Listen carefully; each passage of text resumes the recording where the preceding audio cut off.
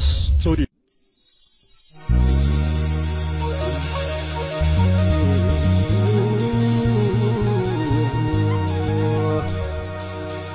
Namu biya kaba biya sabba kaba Abban biya sata kami mirga daba Namu biya kaba biya sabba kaba Abban biya sata kami mirga daba Jette nurra kaasu farqoota gabrummaa nuuf eegalte daandii qabsoo bilisummaa nuuf eegalte daandii qabsoo bilisummaa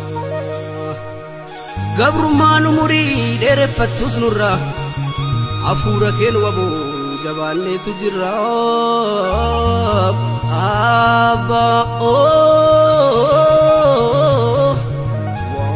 wabookoo ibsitu koorjii abakkalcha barii wabookeef kan ormaa ifti gargari ibsitu koorjii abakkalcha barii wabookeef kan ormaa ifti gargari ifiti angayi oromiyaa walgayi gaaramee qabaatee boollamee qabuute hundee gabroonfataa gootummaa keerraafte dukkanni gabrummaa wanjoon abbaa irrummaa Wabo abdi sabaa sumaan tururamaa Wabo abdi sabaa sumaan tururamaa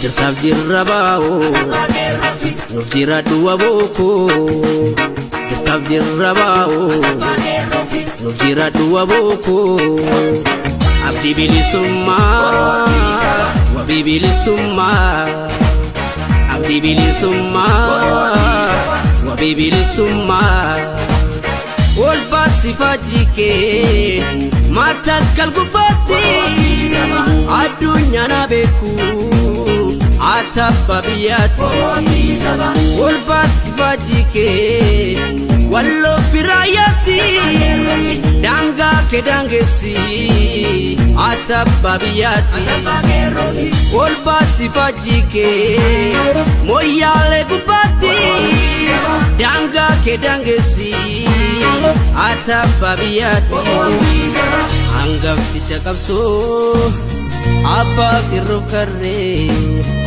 Urga urma gahar rambarre iru karre puri urga urma gahar rambarre wabuti bane abauti bane wabuti bane abauti bane Jirtaaf jirra baa'oo nuuf jira du'a bookoo Jirtaaf jirra baa'oo nuuf jira du'a bookoo abdii bilisummaa wabii bilisummaa abdii bilisummaa wabii bilisummaa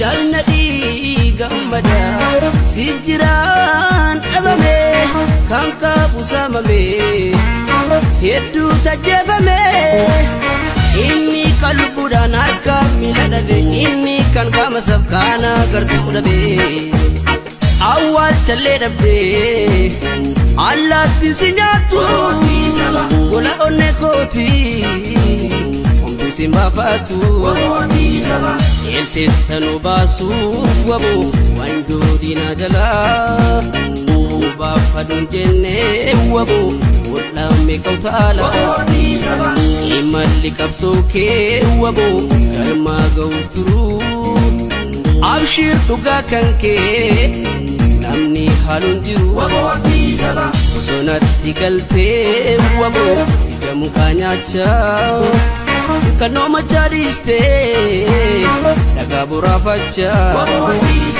ati hin hawwinee muraati firaashii dina raasa turtee waboo hidhattee gilaashii baasii faajjii kee finfinnee gubbaatti Atkalacha qabsoo waboo faajjii ganamaati Sikuta lekeroo waboo kan gabrummaan baanee goota sanyii leencaa wabuutti baanee wabuutti baanee abaahuutti baanee wabuutti baanee abaahuutti baanee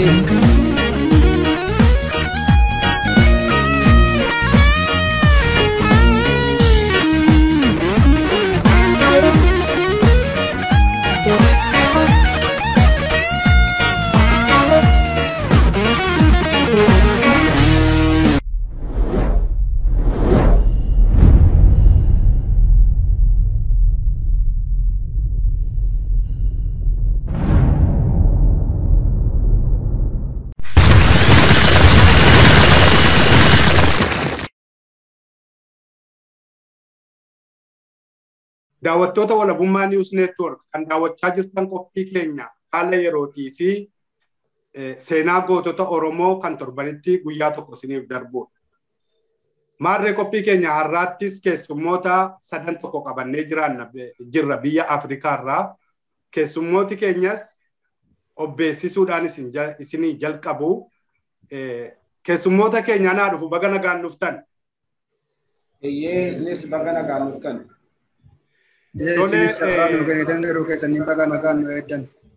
Tole hedduu galatooma mee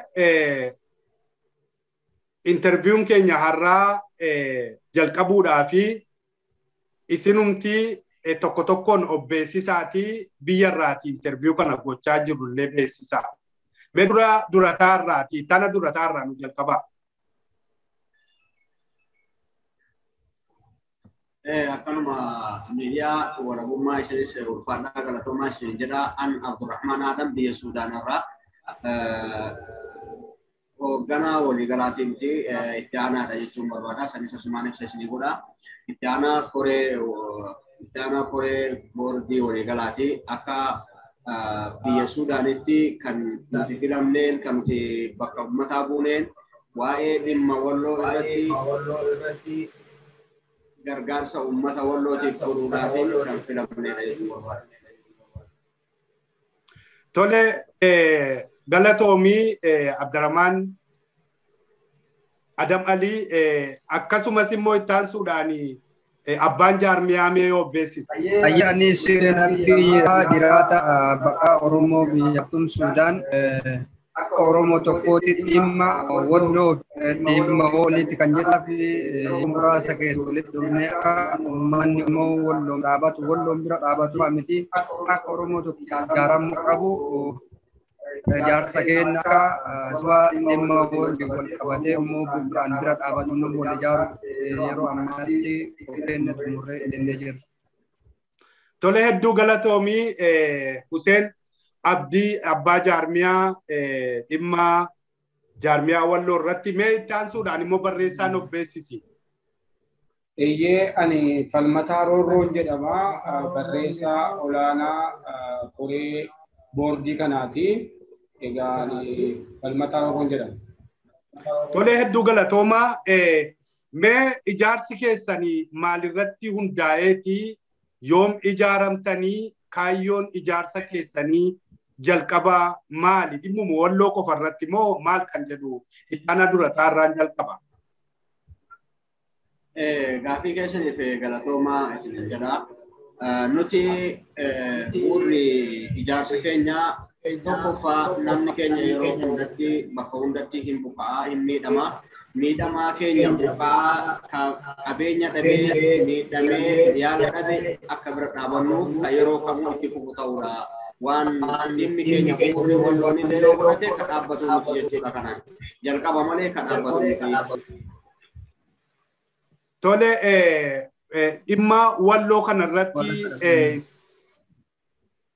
dhimma walloo kanarratti duwwaa ijaaramtan miti jechuudha. Gara fuulduraattis ijaarsa wannoo qabdu. Tole dhimma walloo kanarratti immoo gargaarsa gootan qabdu. Yoo gootanitti ta'e immoo hagam gargaartanii mee barreessaa irraan jalqaba. Eeyyee gaarii dubataan jedhanii nuti ijaaramuu keenya hawaasa Oromoo biyya Sudaan walitti dhufnee bakkoota adda addaa irraa wal waamuudhaan zoonii 8 irraa kan walitti dhufnee dhimmi uummata keenyaa kun ilaalcha keessa galuu qaba. Uummati keenya yeroo yerootti ni buqqaa. Walloo qofa miti Yamanitti illee uummati keenya ibiddaan gubameera.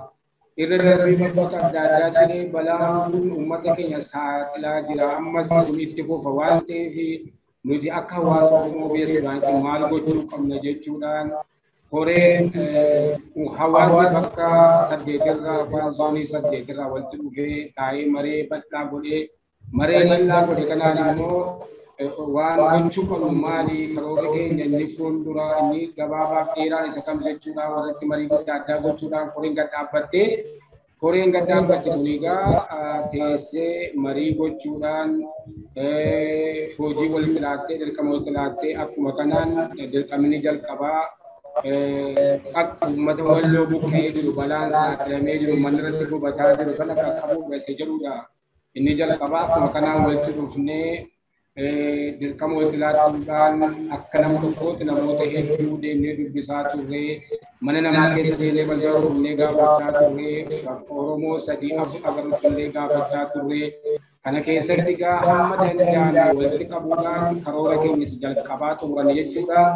Akka kanaan horii Sudaanii miliyoonii 160 arganne birrii Itoophiyaatti birrii 21,330 inni kun kallattiidhaan kanneen dhimmi kun ilaallatu dhimma walloo irratti koreen ijaaramanii jiran biyya keessaa kanneen ulumootaa fi beektoota hayyoota irra ijaaraman wal quunnamuudhaan koreen kun kallattiidhaan akka isaan ga'u goone ga'uu isaas immoo nageenya mirkaneessaniiru of harkaa qabnaa. Inni kun egaa marsaa jalqabaatii marsaa lammaffaas immoo haala aanjaadhaan itti fufuu jirraa akka carraa booddee irratti haasa'uu dandeenya jedha kana fakkaata. Tole mee abbaa jaarmiyaan gaafadha Huseen Abdii adeemsa keessan kana keessatti ijaarsa keessan kana keessatti maal fa'aa milkooftan rakkoo maaltu isin mudate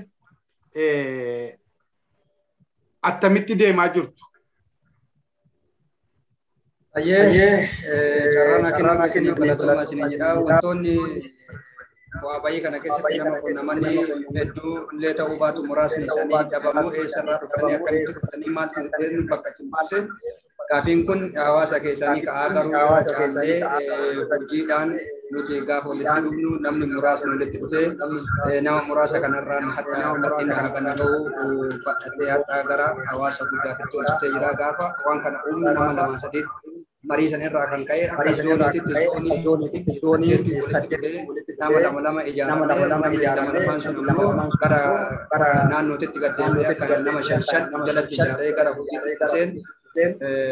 erga itti seenneen booda akka naannoo 3tti wanta kana milkiidhaan xumurree isa san ammoo mallaqa akkuma asiin dura jaalli koo gabaasan naannoo qarshii 160 bu'aa bayiin illee jiraatu haala tattaaffiitiin irra oollee gara hojiitti hiinneerra jechuudha. Tole hedduu galatoomaa mee gaaffiin koo kana malee kan biraanii kana malees ibsa ejjennoo qabxii 9 of keessaa qabu baastanii jirtu ibsa ejjennoo kana mee maalirratti hundooftaniitu maal fa'i wanti isin baaftan irraa naa dubbachuu dandeessu? Tole kana malees ibsa ejjennoo qabxii 9 of keessaa qabu baaftanii jirtu. Ibsa ejjennoo keessanii maal fa'aa of keessaa qaba? Maal fa'a irratti hundaa'e? Ittaanaa dura taan gaafadha. Galatooma ibsa ejjennoo keenya wanti of keessatti qabatu nuti akka nama uummata Oromoo taanee baqattummaadhaan biyya kana keessa jiraataa turreetitti wanti nu qoonni fudhachuu qabnu maalidha? Akkamitti deemuu qabna? Wanti ammoo miidhaan uummata keenya irra dhaqqabaa jiru waan akkamiiti kan jedhu of keessaa qaba. Fakkeenyaaf waan waa'ee akka filannoo amma yeroo ammaa uummata keenya irratti humnaan deemaa jiru itti dabaleeyyuu kunoo edda waan gaarii dhaga'aa bullee waan badaa dhaga'aa bullee jechuun hin maluufin jedha. Ibsi ejjennoo keenya waanuma of dura nuti deemaa jiru kana akkamittiin wanti kun nurraa dhaabbachuu danda'a? Nuti ammoo yoo kanan goone maal gochuu dandeenya kan jennu irra dhaabbanneeti. Tole hedduu galatoomii mee abbaa jaarmiyaan gaafadhaa. Abbaa jaarmiyaafin gaaffii tokko qaba. Duula Oromoo Walloo irratti ilaa hubadhu duula Oromoo Walloo fi uummata Oromoo hunda irratti godhamaa jiru kana Oromoon akkamitti irraa dandamata jettanii yaaddu? Ayyee duula Walloo irratti duulame kana Oromoon akkamitti irraa dandamatuu danda'a kan jedhuu fi Oromoon bakka jiru uummata Walloo bira dhaabbatee waan qabuun bira dhaabbatee akka isaan diina Oromoon Walloo hadha uummata Oromoo kutaa 10 hafan maqaa itti godhe jechuudha akka Oromootitti maqaa guddaa nutti godhe uummata maqaa nutti godhe kana bira dhaabbannee waan qabnuun yoo kaleessa waan garaa keenya sirriitti guuttannee bultaati hadha irraa gadhiifnee uummata Walloo kana bira tokkummaadhaan bira dhaabbannee akka isaan diina nurraa faccisan kanatti isaanii tumsuun isaan deebifnee ijaaruu bakka isaan buqqaansan deebifnee dhaabuun dirqama Oromoo hundaati jedhee yaada. Kanaaf ammoo akka Oromoo tokkootitti bakka jiru maraa uummanni Oromoo ka'ee sagalee uummata Walloo kanaaf ta'ee uummata Walloo isa diina nurraa jilbifachiise kana gadhaabuu qaba akka Oromoo tokkootitti jedhee yaada. Tole hedduu galatoomii mee barreessaan gaafadhaa.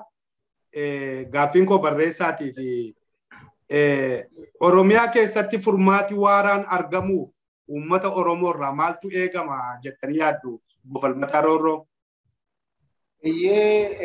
Uummati Oromoo yeroo ammaa kana haala daddaqamaa hamaa keessa bu'ee jira. Bakka argamu hundaatti du'aa jira.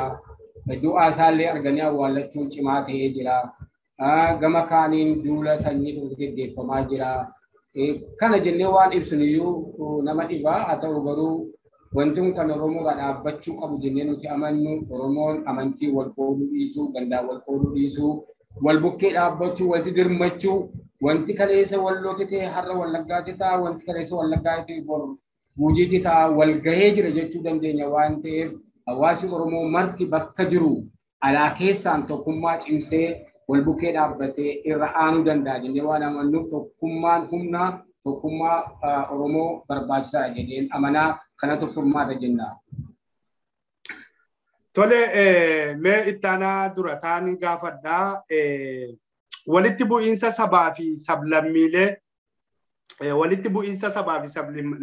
impaayera Itoophiyaa kanaaf sababa kan ta'e maal jettanii yaaddu? Obbo Abdurrahman. Galatoomaati ani kan waan kanarratti dhimmi nuti har'a irratti deemaa jirru wanti guddaan har'a uummata keenyaaf buqqaatii ta'es tokko akka ilaalcha kootti illee yoo ilaalee akkama nuti uummanni Oromoo Suudaan jirrutti illee kan nuti ilaallee xiinxallinee amma beekumsa keenyaatiin jennuun sababii akka ta'e siyaasaa gara guuttannaati wanti biroon jiru jedhee namana.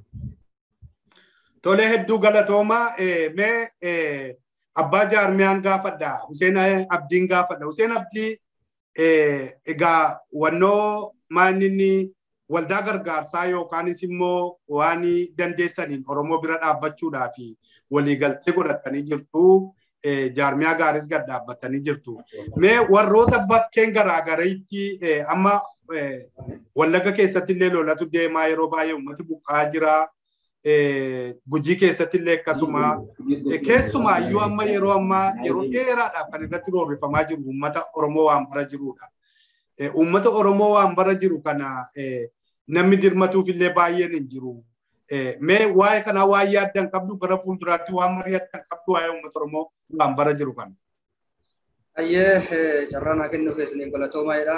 Uummata waan baraa jiru Oromoo waan baraa jiru kanaaf akka birmannaatitti waan yaaddan qabda jettaniif deebii isaa nutis akka Oromoo biyya Sudaan kaartumii kanaatitti yeroo jalqabaatiif amma dhaabbannee jaarmiyaa jabaa ijaarrachuudhaaf marsaa jalqabaa isaa walloon bira dhaabbanne waan ta'eef fuuldurri keenya guyyaa muraasaan booda walgahii hawaasa badhaa Oromoota biyya Sudaan kaartumii jiru kana haala badhaadhaan waamuudhaaf karoora guyyaa muraasa hafte keessa qabna waan ta'eef guyyaa sanitti kaafamee waa'ee uummata kanaatis buqqaatiin uummata Oromoo kutaalee Oromiyaa hunda keessa jiran akka nu ilaallatutti seeraa fi heera keenya keessatti kan tumamu isa akka mata dureetitti qabamee jirudha jechuudha. Tolee hedduu galatoomaa walumaa gala gara xumura gaaffii kootiitti deemaa jira. Oromoomti biyya Sudaanii keessa jiru iyyuu rakkina hedduu qaba. Oromoon Sudaanii jiru iyyuu rakkina hedduu qaba. Biyyattiinis rakkina qabdi. Kana malees immoo dhiibbaa garaagaraatu irra jira. Biyyi sunis dinagdeedhaan kuftee jirti. Baay'ee rakkachaa jiru. Kan jedhutu jira. Sabummaama keessan yaaduudhaafiti akkas gootammoo of dandeessanii isinirraa hafee yookaan immoo of dandeessaniitu yaaddamoo Oromummaamti isinitti dhaga'ameeti kan kana gochaa jirtan. Kana yoo dhugaa irraa dubbanne uummanni Oromoo biyya kana jiru uummata yeroo dheeraadhaaf rakkina cimaa keessa ture. Saaminsi hedduun isaanii yeroo dheeraadhaaf saamamaa ture keessaa isa tokko uummanni Oromoo biyya Sudaan. Haa ta'u garuu sanirraa waan qaburraa kutadhee uummata kiyya bira dhaabbadhaan irraa kan hafe kan quufee garaa geeffatee hafteedhaan uummata ofii yaadatee miti. Waan qaburraa yoo kaleessa waan cinaa nyaadhuu hadha qurxatti deebisee waan qaburraa uummata kiyya bira dhaabbadhaa irraan kan hafe kan kiraa manaa waan kabalatu osoo hin qabne uummata kana bira dhaabbatuudhaaf hamileen nutti horu uummanni biyya Kaartuum Sudaan jiru jechuudha. Baay'ee galatoomaa dhugaa dubbachuudhaaf waliif dirmachuun akkuma walirra jiranitti ol bira dhaabbachuun aadaa Oromooti jabina qabdu baay'ee. Ani biyya Sudaanii keessan beekaa rakkoo amma jiru kanas quban qaba. Mee itti ana dura taattiin dhufaa walumaa gala uummata Oromoo ala jiruuf keessa jiru jabinaanis wal bira dhaabbachuu waliif dirmachuu isa buqqa'e qofatu hin taane deebi'anii egeree Oromiyaadhaaf yaaduuf Oromoon roorroo kana jalaati bahuudhaaf isuma rakkate yeroo rakkatetti gargaaruu qofatu hin taane nagaa waaraan akka biyyattii sanatti dhufuuf jecha Oromoo ala jiruuf keessa jiruuf Oromoota maraaf maal dhaamtu?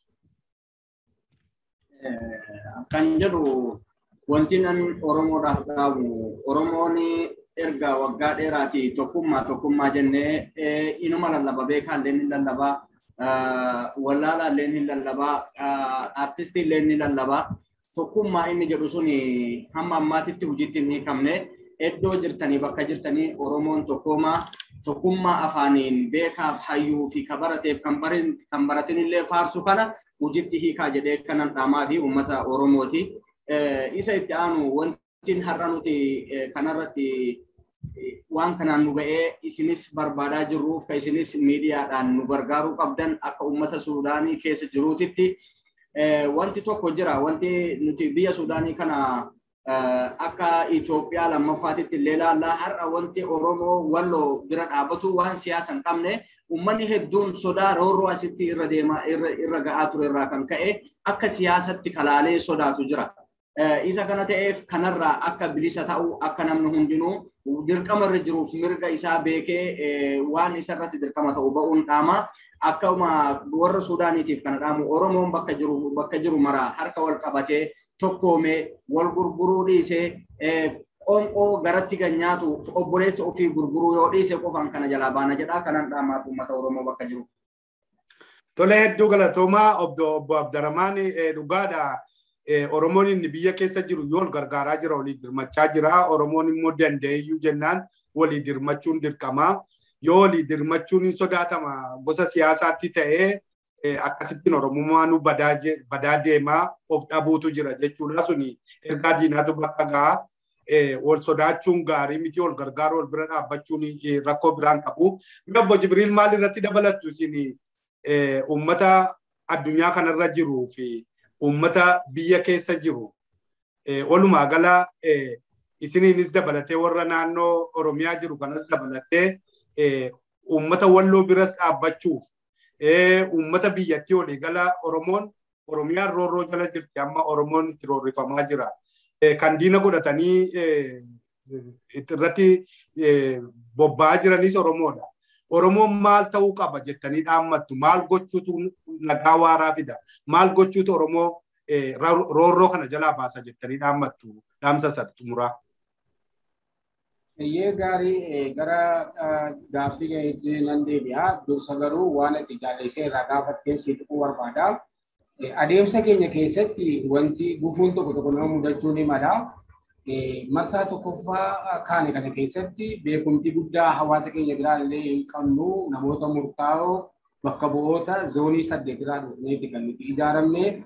Yeroo kana keessatti sochii goone kana keessatti namoonni isin eessarraati eenyu bakka buutanii hawaasa kam haasaa waan baay'ee nu gaggaafachaa turanii haa ta'u garuu nuti jabinaan itti fufnee hojii daansaa hojjenne irra darbee kan asirratti tuquu barbaadu mana dubartii tokko Hawwaa Ahmad kan jedhamtu qabsooftuu nama sabaaf of laatteedha.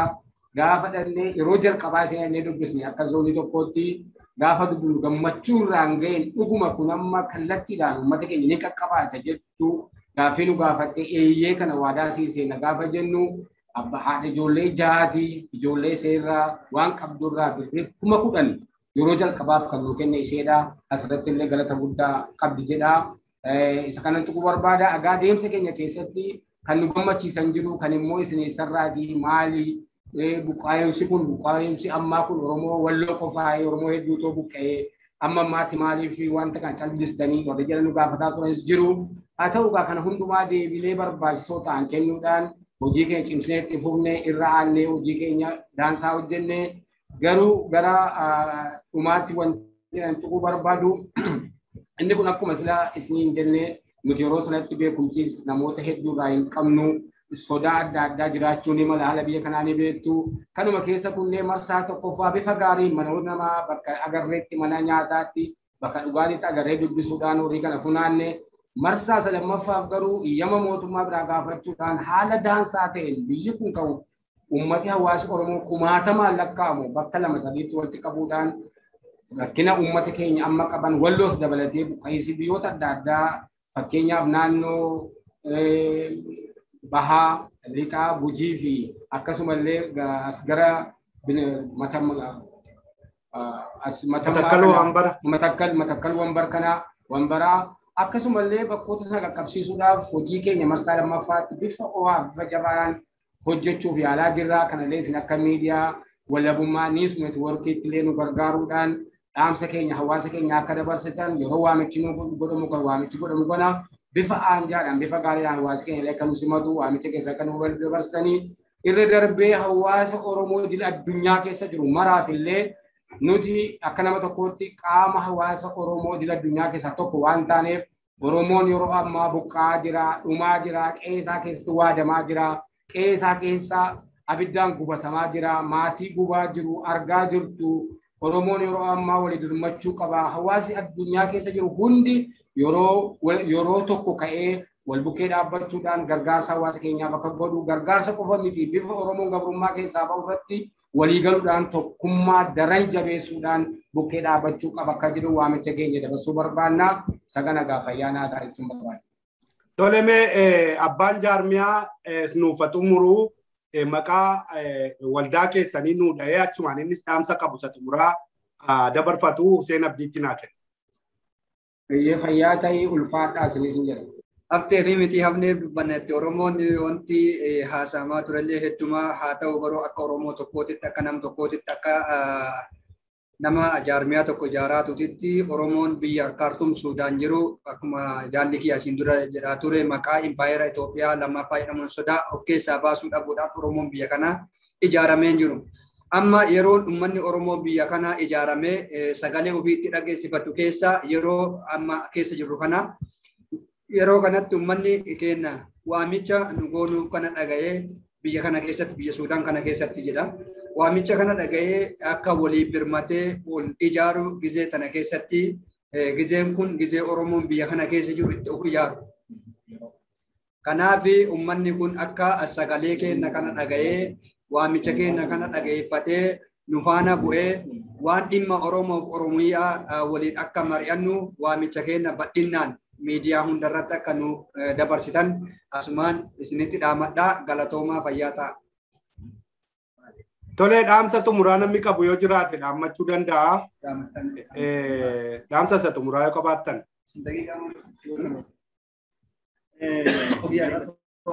Dhaamsi isa xumuraa kan qabu akkuma amma jedhamaa ture uummanni keenya akka biyya kana keessa jiru nama ofii isaatitti osoo waan wal qabu ta'ee biyya tokko ta'ee lakkoofsaan biyya tokko guutee jiraachuu danda'u kan biyya Suudaan kana keessa jiru hundi isaa namni wal quba qabu hin jiru. Wanti kun akkuma amma reefuu gaafii keessatti nagaafatanii turtanii sabaaf sablammii Itoophiyaa maaltu akka wal nyaachisaniif wal lolaniif walii hin galleef wal jaalala isaanii dhoowwe akkuma isin jettan san impaayirri Itoophiyaa kalee irra ijaarame warri roorroo ta'ee uummata keenya nyaataa ture uummata keenya akka waliin qabanneef akka wal bira hin dhaabanneef ka du'e du'a isaa akka awwaalli isaa hin bareennetti kanurra hojjetamaa ture haala siyaasaati.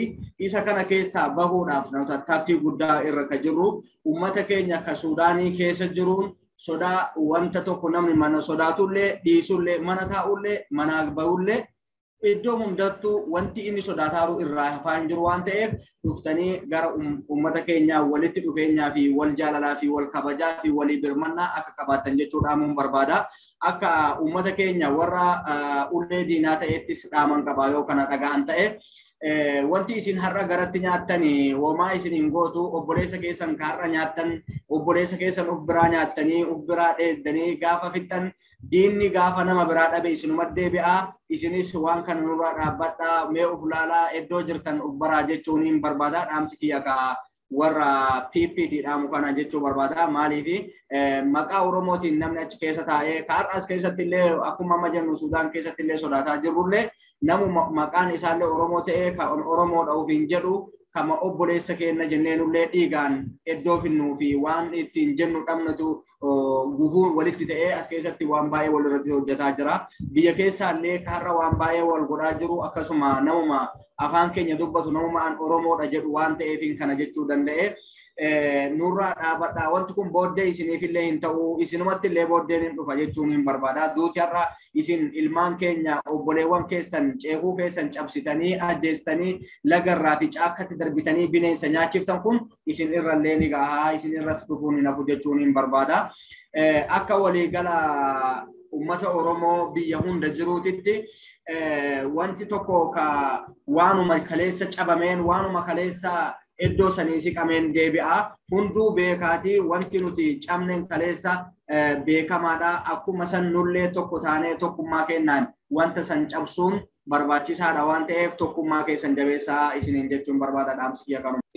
Dhumarratti kan jechuu barbaadu kanneen akkuma marsaa tokkoffaa ibsaa turre bifa qindoomina hin qabneen bifuma ta'een walitti dhufnee ijaaramnee argasii boodammoo sochii adda addaa goonee nu bukkee dhaabbatanii uummata walloo miidhamaa jiru rakkataa jiru gubataa jiru ajjaamee manni kiristaanitti gubataa jiru qaqqaban hunda galata guddaa qabduu jennaa horiin keessanis karaa nagaa karaa milkiin gaheera yoo ga'uusaa adda baafachuu barbaades nu qunnamuu dandeessu nageenyu bira jira jennaanii warroota immoo inkoo isin eenyu maaliif deemtuu sochiin keessan eenyu nuun gala jedhaniifillee inni kun fakkeenya ta'ee fi galeeraaf jedheen amanaa. Isaanis gara fuulduraatti marsaa lammaffaatti nu waliin akka dhaabbatanii dirmannaa akka godhanii nu waamicha gochuufi barbaada.